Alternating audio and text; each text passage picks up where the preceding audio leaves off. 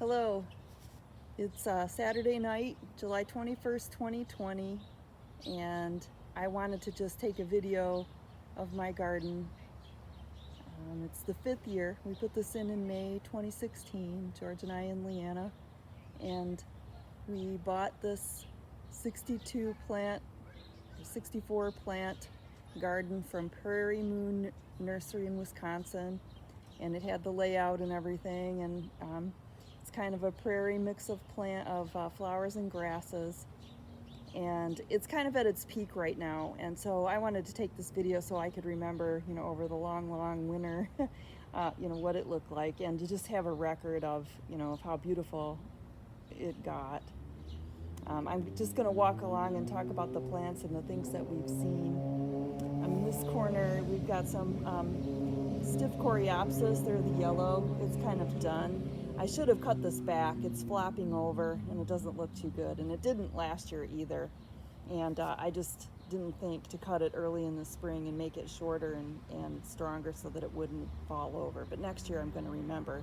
Hopefully, thanks to this video, I'm going to remember to do some more stuff early on. But this beautiful these pink plants here, the tall spiky ones, are all liatris.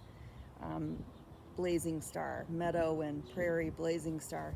And for the first time in the garden's history here, I've got a beautiful blooming Sullivan's milkweed. That's this one right here. It's a little bit different from the common. It's not as weedy, it's not as tall, it's not as fuzzy, and the blossoms on it have much bigger petals. There's fewer of them, and the ones that are there are bigger. And it's really pretty. And this is, like I say, this is the first time they've bloomed, and it's the first time I've gotten tall enough plants, I think, to bloom. I've got some shorter ones down here too. All the milkweed just kind of roams. They're rhizomatous underground spreading plants, and so they come up in different places every year. But I'm very, very thrilled with these. I took 3 monarch eggs off of these Sullivan's milkweed's plants, I don't know, I guess about a month ago. I released the first butterfly today, and I've got 3 more in chrysalis. And like I say, the first 3 that I pulled out of this garden this summer were from the Sullivan's milkweed, so that's really pretty cool. I have 5 species of milkweed in the garden total. Here's another one, another species, a butterfly weed. And it's just spectacularly pretty. I have a big bush over on the other side, which I will get to, but these don't grow as big and tall as the other ones on the other side, I think, because they don't get as much sun. This is kind of shaded in here, just in the position of it in my yard. So moving on, I've got a stand here of New England aster. I did chop those in May, and so those are under control. They're not flopping over. Those will bloom later. One of the features of this garden that I bought was that it has a mixture of plants that attract different types of pollinators and that bloom throughout the year, from like April all the way until the last frost in September, October. I did put, I don't think, I'm not going to be able to point it out, but in that little sort of hole there, behind the liatris here and behind that Sullivan's milkweed plant, are a couple of goldenrods that I planted. They're shade goldenrods, and I'm hoping they're going to do better. The original kit came with a couple of Ohio goldenrods that just didn't make it. And, I think the Ohio goldenrods are finicky. You wouldn't think they are, but I don't know, according to what I've read, they're kind of site specific. The garden that I planted had a whole bunch of, had 18 grass plants. It had 9 little blue stems and 9 prairie drop seeds. And I don't know if it's just that it has taken them this long to mature, or if it was due to the long cold spring or whatever. But this year, the grasses in the garden have really, really done well, and they're performing their function of holding the other things up. the Coreopsis here is not drooping and laying as flat and flopping over as bad as it has in the past. I think mainly, you know, because there are some little blue stem plants behind it holding it up, and that's certainly helping. This little blue stem is certainly helping the Liatra stay up. This lobelia here, this great blue lobelia, has not bloomed yet. That's a later blooming blue flowered plant. Was not part of the garden that I put in. I filled that in. It probably was not a great choice because they don't get as tall as some of the things that are in front of it. But oh well, they're doing pretty well. They're shaded, and I think they're kind of shade loving. And so even though they're not, you know, visible from they're not coming up taller than the things in front of it, they're still doing pretty well. And it's kind of nice to have late blooming flowers in your garden because of, you know, migrating butterflies and whatever that are coming through that will be able to use the flowering plants that are coming up later. This grass right here, it's kind of hard. I'm just looking at the video. It's kind of hard. I'm looking at the screen. It's kind of hard to see, but we'll see some better examples. This is a prairie dropseed. So I think I said there were 9 little blue stem grasses and 9 prairie drop seeds, and I'll just shine this down. You can kind of see the clumps down the way here, and they have been blooming, so you can see the blooms on these grasses, and they're just beautiful. So these have kind of been along the front edge of the garden, and, you know, back in more are the little blue stems. They haven't done as well. Okay, so the big yellow plant back here is wild senna, and it's a host plant for one of the yellow sulfur butterflies, which I've never had in this garden. I don't see them very often in the city, and I have yet to really see a yellow butterfly. And sorry, I can't remember the name of the actual butterfly that uses it, but it's spectacular. It's never been bigger, and I didn't cut that. That has grown. As I step back, you can see how much taller that is. It's over the fence and everything. Here's a stand of the beautiful purple coneflower that came with it. It has self-seeded and expanded, I think, as has most of the plants that I've put in. That white plant with all those spiky white blooms is Culver's root, and I think it's beautiful. Again, I have never had so many. Pollinators love it. I think because of the little flowers on it, it's attracting most of the little pollinators. But bees, and I don't think I see butterflies on it, actually sitting on it, but it attracts some of the smaller bees, flies, the littler bugs and things that are flying around here that are probably too small to see. You know, here at the end of July, I can have anywhere from like 4 to 8 monarchs flying around, and I think some of them have kind of come in the picture since I've been filming, but I'll just move down a little bit.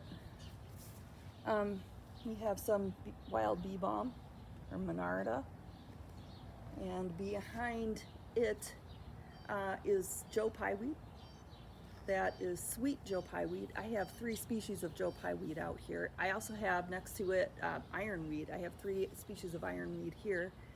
This is, oh, I can't remember the kind of ironweed that's called. Shoot, sorry. But I'll turn around here behind my air conditioner, and going almost up to my roof is the tall ironweed. That's a second species of it next to the lilac there. And then this, the yellow is false sunflower. This also was not a part of, it was not a part of the garden that I put in, the garden kit that I ordered. That was a tiny little stalk I put in year before last. So you can see, I think it's about to take over. I'll be hacking at this probably for the duration now. Every year I'll have to come out here and cut this back. Otherwise I think it'll probably just take over. My dream for this plant is to attract a camouflage looper caterpillar, which is a caterpillar that will decorate itself with petals and leaves and things as a way to protect itself from predators.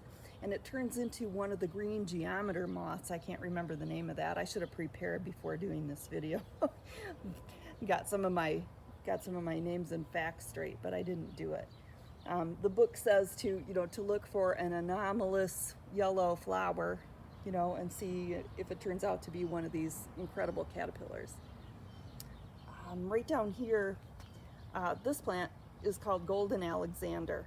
It's a host plant for the eastern black swallowtail butterfly, and it's done blooming. It's one of the things that comes out first in the spring. So I've got this blooming in early April and May, and I don't think I've ever actually found any larvae on this plant, but I know the butterflies do kind of come and circle around it. As I said right behind it, directly behind it, here, this green plant, that's ironweed. It is not blooming yet. This species of it. I've got some more down here that I'll show you that is.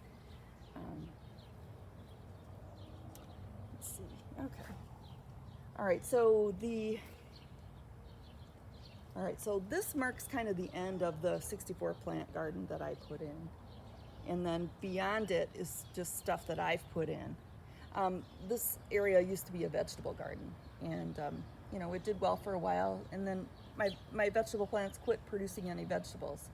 And it wasn't until after I put this garden in that I realized it was probably because I don't have any pollinators. I didn't have any pollinators on my grass, I mean, there just isn't, you've got to have pollinators to be able to grow your food, and I didn't have any, and we got kind of discouraged, and I thought, and at the time I had kind of started getting involved or getting interested in native plants and butterflies and things, and so I thought I'd convert it over. And I knew I wasn't smart enough to figure out how to arrange, and how to arrange these plants, what plants to buy. It would never have occurred to me to put in grass plants. So I'm really pretty happy that I did get that. The big thing about it now is just kind of maintenance, and what by maintenance I mean that probably once every 3 to 4 weeks I have to come in and just hack at it, and keep everything from overrunning everything else. Let's see, I'll show down here. This is a familiar plant, probably. It's wild geranium. It has a beautiful pink flower, and this is also an early spring bloomer. You'll see this in May in woodlands. I think it does pretty well here because my garden is tucked in behind my garage and it gets a lot of shade. The plants along the edge of this walk here don't get a whole lot of sun, in the way the ones in the back do. I've got I've got two kind of bushes here. Those are wild blue indigo. Those bloom relatively early too. This year I have had to cut and cut and cut and cut because they probably took up twice as much space, these bushy leaves, which are really pretty. They have spiky blue flowers that come up earlier in the year, and I'll show this. They end up in these seed pods, which are very pretty.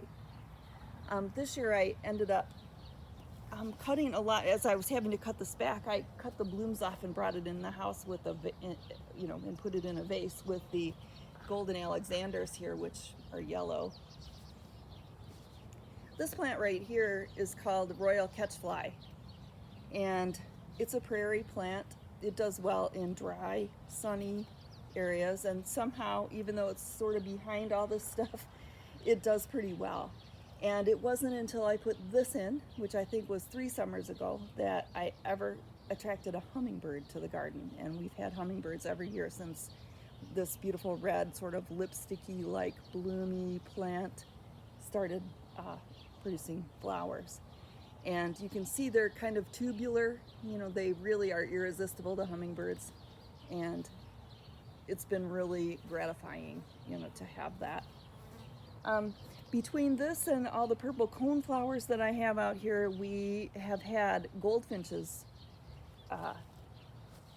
nesting in the area somewhere. And right now, there's a male goldfinch proclaiming a territory around the house. I don't know if there's a mate, but but every morning and every evening I hear it singing, and I'm hoping it does attract a mate to this area. Maybe we can find a nest for it sometime, or we can find its nest. This is Virginia mountain mint. It's really pretty, and a lot of things like it. And mainly the thing that I see most often on it is a shiny black wasp, and it's iridescent blue in the wings. And I think it's called a great black digger wasp that is loving it.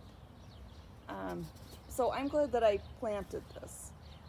Behind it here I've got some more lobelia, which I'm excited to have doing so well, and having something come up later, in August and September to bloom. This area of the garden was actually the first that I planted. I did try to do it myself at first. And this is the end of the garden that was behind the vegetables, and I thought, you can see these stepping stones. My idea was to have a garden that you could walk through from one end to the next, but the rabbits in the area prevented that, because I planted a number of plants at this end of the garden and came out the next morning and found that the stupid rabbits in the area had come and eaten half of it down to nubs. And so I realized I was going to have to fence it in. So that's the reason for this icky looking fence. But I had put in coneflower, this ironweed, which I think is it's Missouri ironweed. I bought that from the native plant nursery over in Ann Arbor, at the Ann Arbor Farmers Market, as I did, I think, most of this down at this end, with the exception of that bottle brush grass, which I got down in Ohio. But the Joe Pye weed here, which is I think this is purple Joe Pye weed. Don't quote me on it. I didn't look it up. It's not the same species as the Joe Pye weed we just looked at from the native plant nursery, or from the Prairie Moon nursery kit I bought. This nodding onion I bought from Ann Arbor. This is another beautiful prairie prairie dropseed grass that I think I got that in Ohio too. I bought that as a bigger plant. This right here is a whitewood aster. This aster is going to bloom later as well. It's kind of worn out because I think it is more of a shade loving plant, and it kind of bakes back here, I think, and it's been real dry. It's been kind of hard on it. One of the fun things about having a native plant garden is that you don't have to do a lot of maintenance. Here's another bottle brush grass plant, which kind of works here, but it kind of doesn't. I may end up taking it out. The milkweeds, all these milkweeds, and I'll go around the corner here. We've reached the end of the garage, but you can kind of see a lot of them. They all originated from one like 8-inch common milkweed I put in, I think probably back maybe in 2015 or 2016. And they're quite weedy. They're kind of done blooming. I need to come out here and chop them down and hopefully get some new growth on them here before the end of the season. But yeah, they smell glorious. Like I said, they're almost done, but they're very, very weedy, hard to control. I just noticed I've got kind of a new one, it looks like, here coming up in the middle of this aster. You can kind of see it right here. It's kind of funny. They really do attract monarch butterflies. The monarch butterflies, they feed on the these blossoms, which, like I say, are kind of faded and done now, but and everything likes them. I have multiple species of bees and wasps out here on it all the time. You know, the milkweed bugs, the whole little ecosystem that comes with having milkweed plants. I've got New England asters, another set, which I also hacked down in the spring. And so, you know, that'll be real good for the fall. I cut the ironweed over here and the Joe Pye weed down in May, and look at, they're almost as tall as I am. If you don't cut them, they flop over onto everything else, and it really kind of wrecks everything.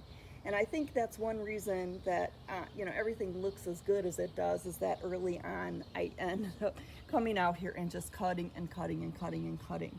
And so it took a little longer for everything to get,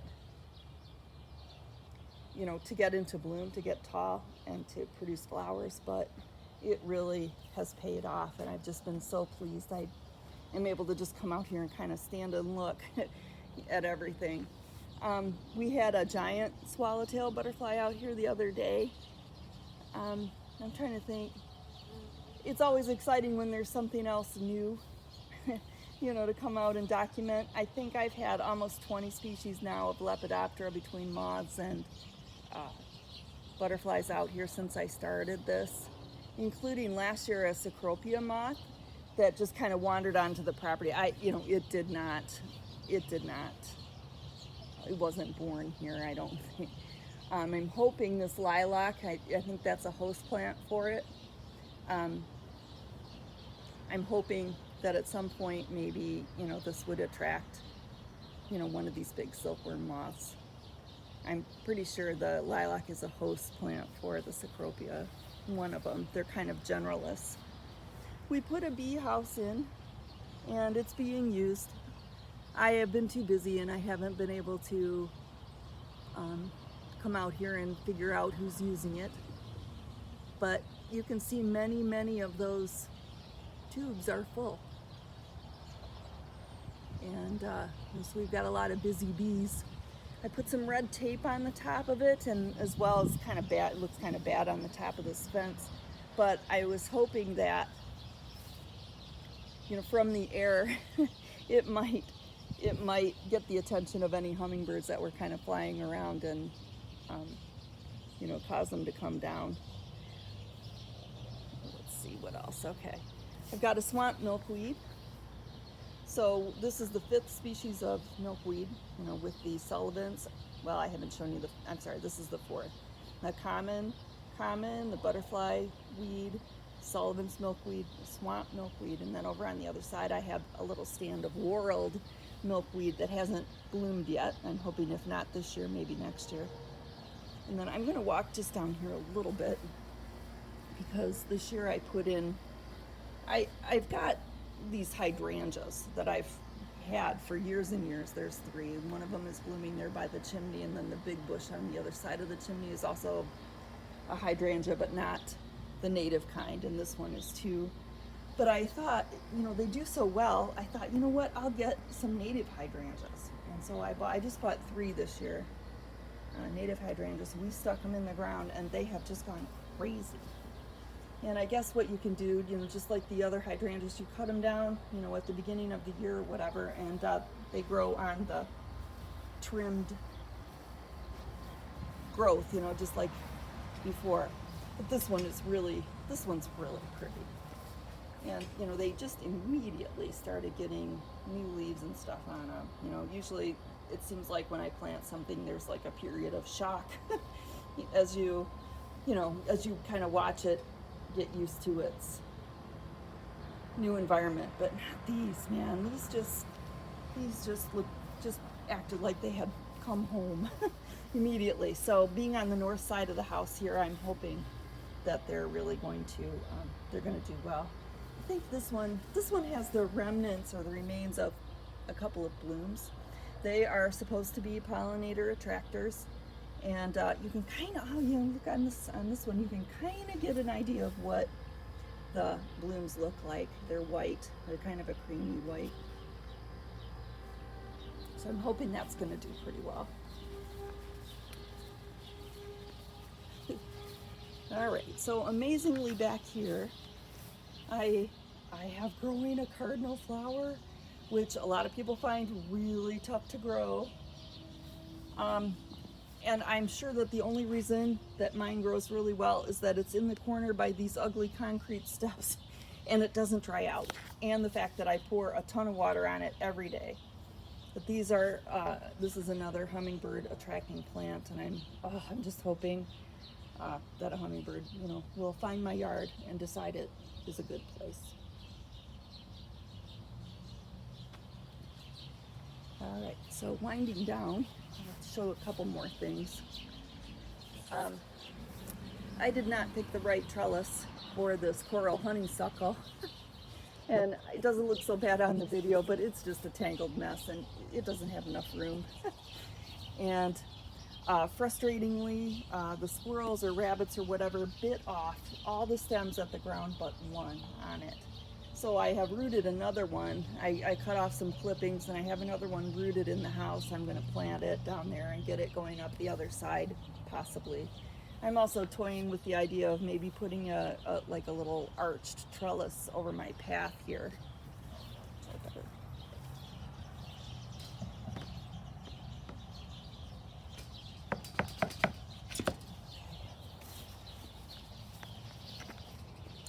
The elderberry here is doing splendidly.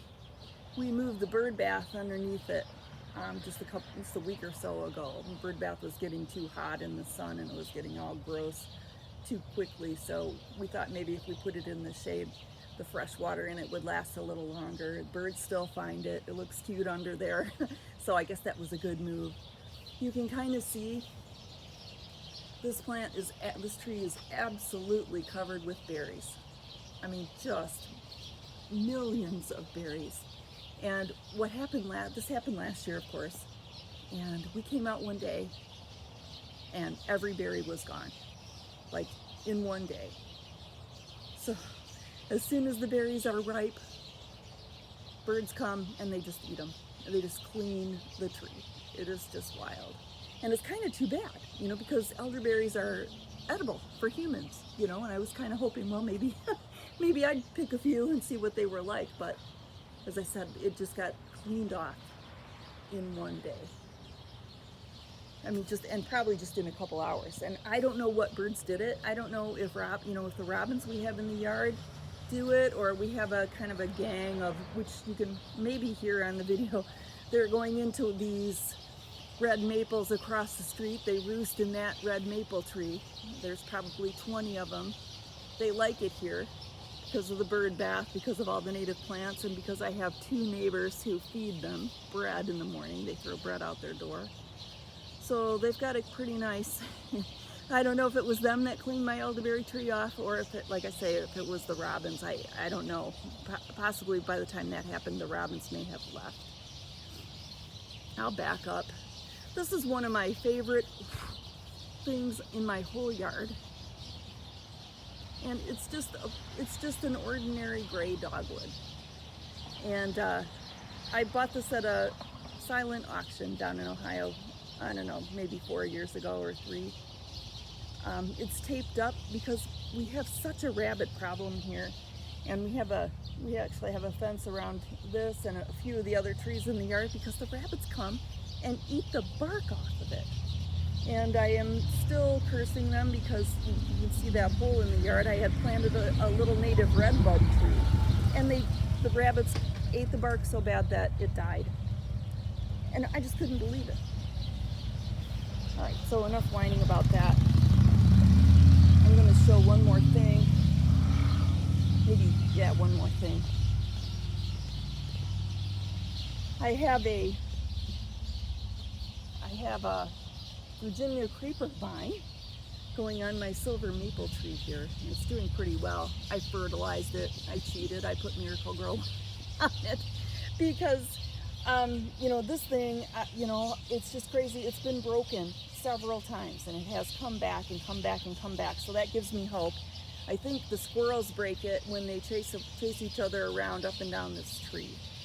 And You know, right now it's doing great, and I'm liking it that there's a lot of leaves on it, because in the fall that'll turn a bright, beautiful red. So I'm looking forward to seeing what that looks like in the fall.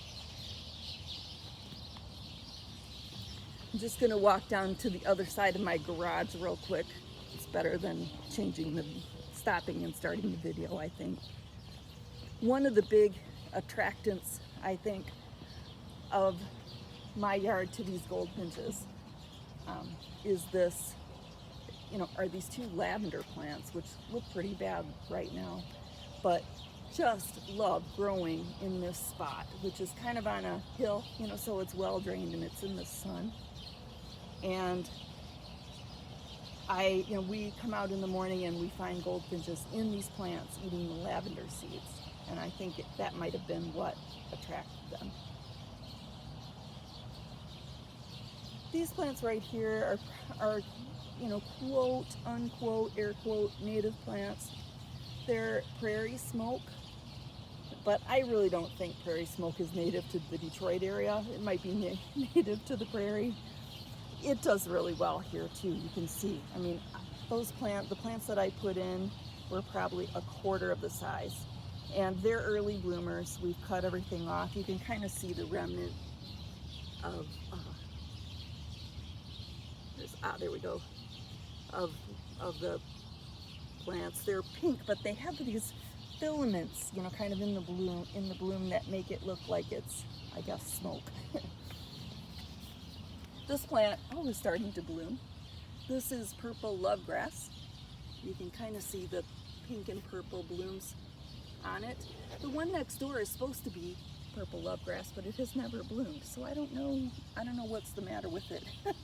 but this I just love, and hopefully this is going to get a lot more of it on there. When it is really blooming, you can see more of the purplish, fine sort of bloomy things than you can the grass. This plant right here is called Pearly Everlasting, and boy, I'll tell you, it has really been a slow year as far as the butterflies are concerned. This is the host plant, or one of the host plants for the American lady butterfly, and we haven't had one. Normally by the end of May, this plant is covered in ugly looking cocoony type things.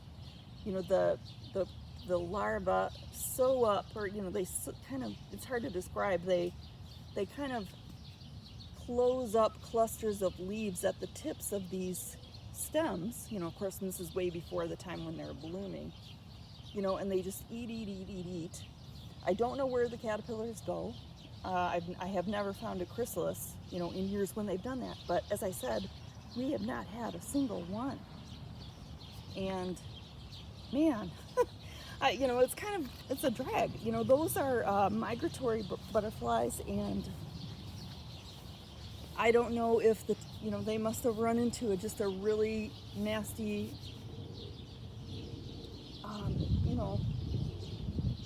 piece of bad weather, I guess, on the way up, because I just haven't seen anything.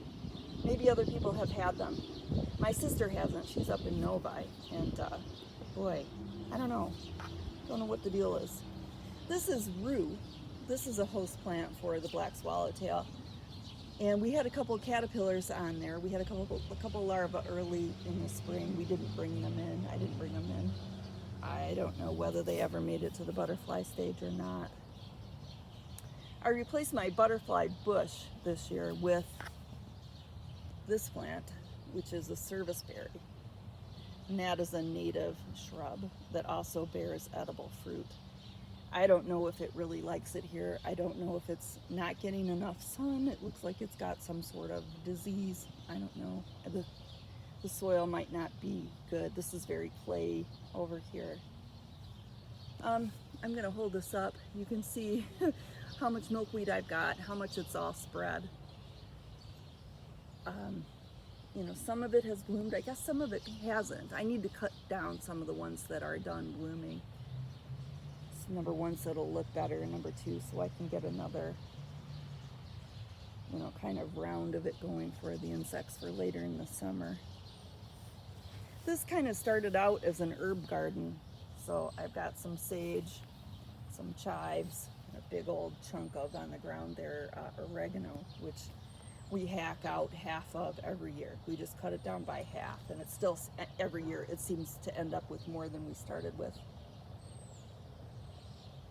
I wanted to come over here and show this massive butterfly weed plant. It's shrub sized. And you know, it comes in, it's old, you know, this was originally 4 butterfly weed plants that I put in kind of a square. So I guess it is probably 3 or 4 plants. Interestingly, one of the stems just this year, I guess last year, it came in yellow. It's so weird.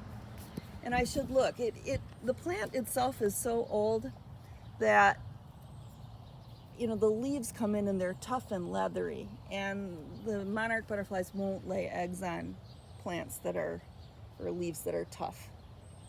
You know, so these are all, you know, plants that are kind of old and worn out, and I'm really not getting any monarch eggs on them. This kind of tall, pretty plant that looks like the golden Alexanders over there is all dill. And it is just a weedy, a weedy thing that just makes everything look overgrown and bad, but it's a host plant for the black swallowtail as well. So I don't worry too much about pulling it. I just kind of let what happens over on this side of the garage happen. Back here in the back, and I don't know if I'm going to be able to describe it, but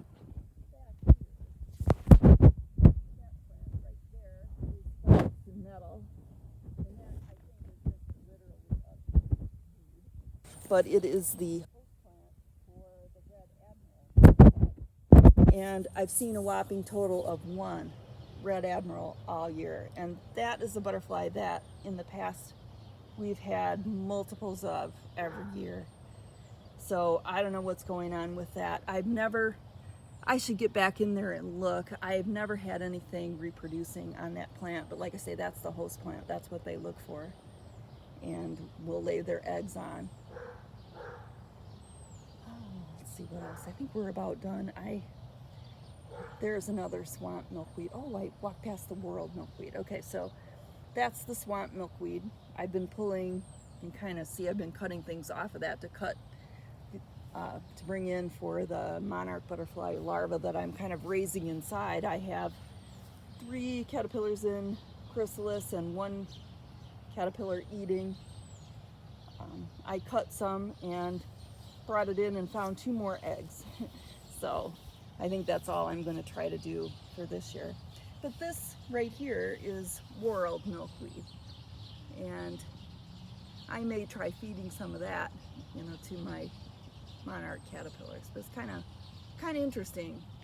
Like I said, I have not had this bloom yet. I don't know why. It may not like this site. It may just not be old enough yet, or there may be something that just keeps it from growing, either not enough sun or maybe too much sun here in my dry clay bed.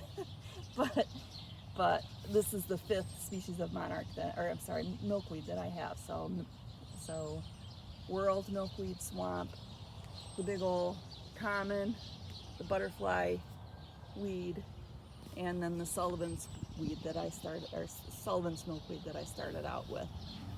That's some more mountain mint.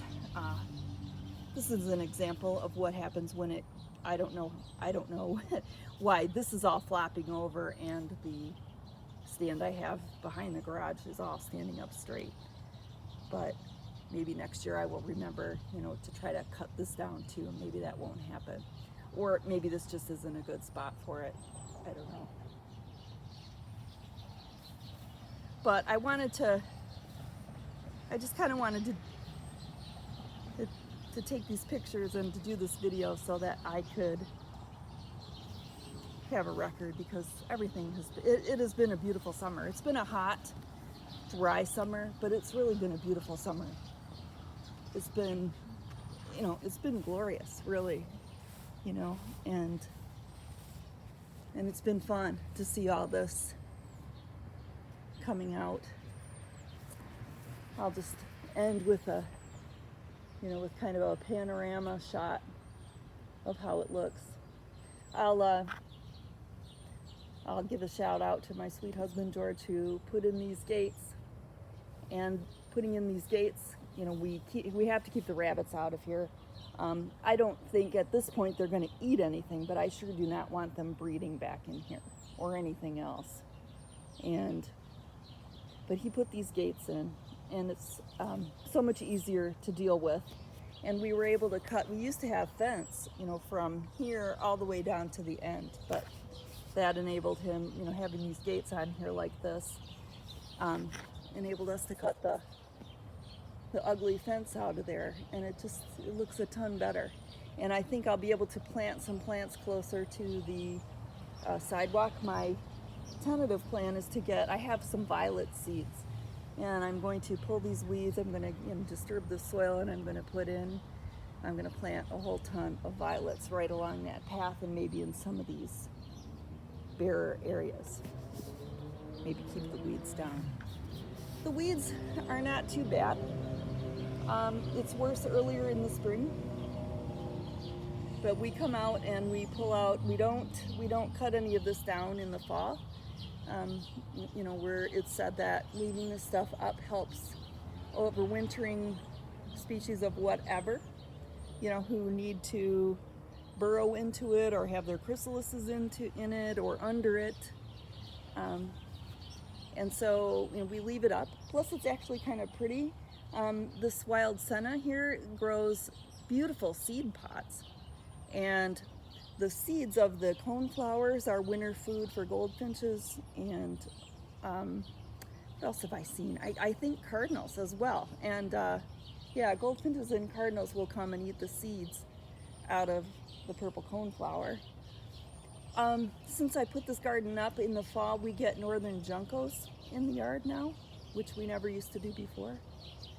And so, you know, I mean, I'm never going to have the kind of yard where, you know, there's just, you know, this huge yard list or whatever, but I have managed to grow my yard list because of this, and hopefully, you know, make a home for at least some wildlife, you know. And it has really been fun, you know, seeing that it really is possible.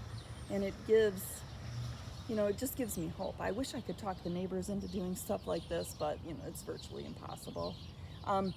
You can't see it from here, but the next door neighbor on this side, he has a vegetable garden, and since we've had this garden in, he's been getting more vegetables than ever, because he's now got bees and flies and all kinds of different pollinators over there that are helping his tomatoes and cucumbers and watermelons. And what else does he grow? Tomatoes, cucumbers, and zucchini. So it's pretty cool, all in all. All right, so with that, I'm going to sign off. I hope you enjoyed this video.